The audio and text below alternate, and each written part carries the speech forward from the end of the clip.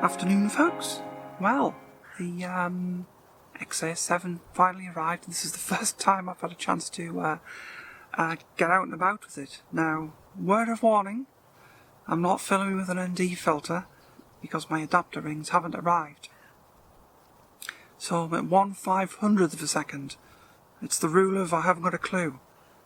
We're not following the rule of filmmaking. But I will have adapters soon. Anyway, I digress.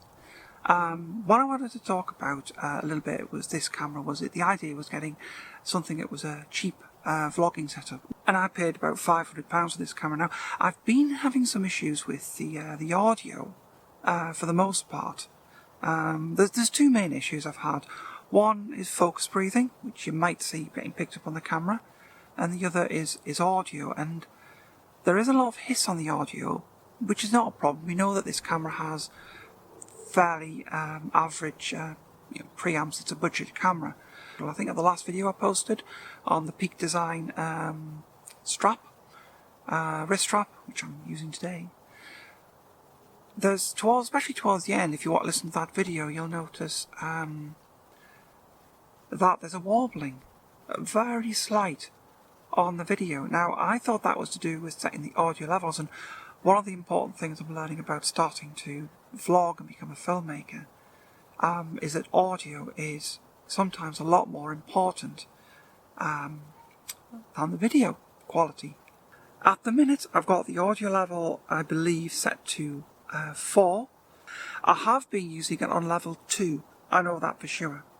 And I think on level 2, I have a suspicion that it wasn't picking up my voice correctly. I'm using the Rode Video Micro, which is a passive mic, so it's not powered, so the only amplification you've got is in the camera. So that's why I've turned the gain up to 4, in the hope that we don't get this problem, because otherwise it's a kind of game-breaking rule, almost. You know, the only other issue I'd really found with the camera that was negative was that we get occasional focus breathing, where if you have it quite close like this, it'll just breathe in and out. So if I sort of turn the camera away from frame, see if it focuses over there, and then I'm going to turn it back to frame, it has picked me up. It took a few seconds, but generally speaking, this camera is pretty good from that perspective. So basically, have a chat about it in the comments below. I want to see, learn about what other people have been doing for their budget, if you like, vlogging setups. What camera do you use? Obviously, I've got an M50. This, as I say, is the Fuji X-A7, as I said earlier, that we're filming on. I've got a Saramonic SR-XM1. It's a right mouthful. Microphone, and I've used that in the past, and it's been very good, but in more recent tests it's not quite as good as the Rode. And when I'm in situations like this where I'm just in a field, near an airport, an aircraft could fly over at any time, there are insects now orbiting the dead cat, I thought I'd use my better quality mic, and the Rode Video Micro is a bit better. Audio quality. That's not to say that the Saramonic isn't a decent mic. What I would say to anybody else starting out, as well as getting just content out there, is you're not going to necessarily want to spend a lot of money on equipment. If I could sort out the problems with the audio on the X-A7, the X-A7 is a good beginner camera next to the M50, so the M50 does everything better than the X-A7 at 1080p. But it lacks things like the film simulations, and it lacks 4K, and it lacks that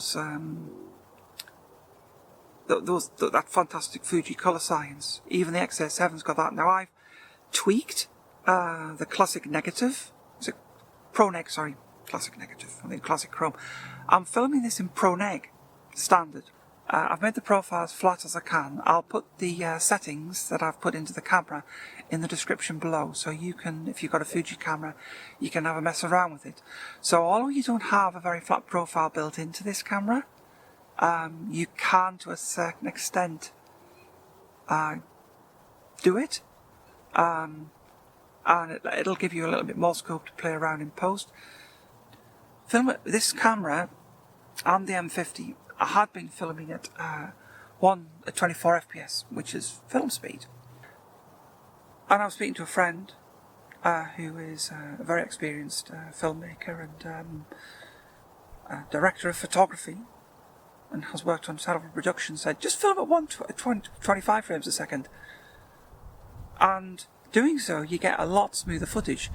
I hope that helps me. The idea behind these is for me to explore my journey learning filmmaking from being predominantly a stills photographer, and have people follow me along on the journey.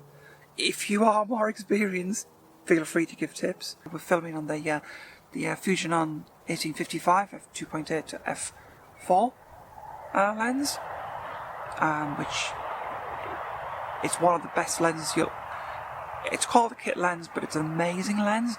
Nearly all the work you'll see me doing, which is filmed on the Fujis, will be done on this lens.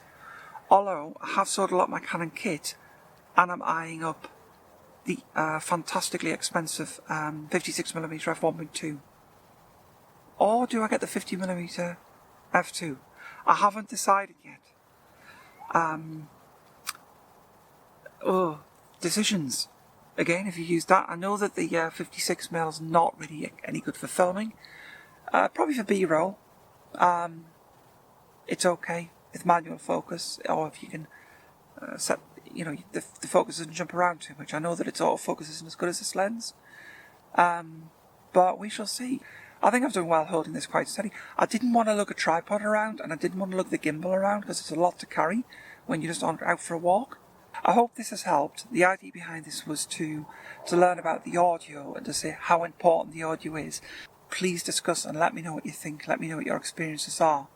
I do at the minute have very limited filmmaking equipment, so I don't have fantastic audio.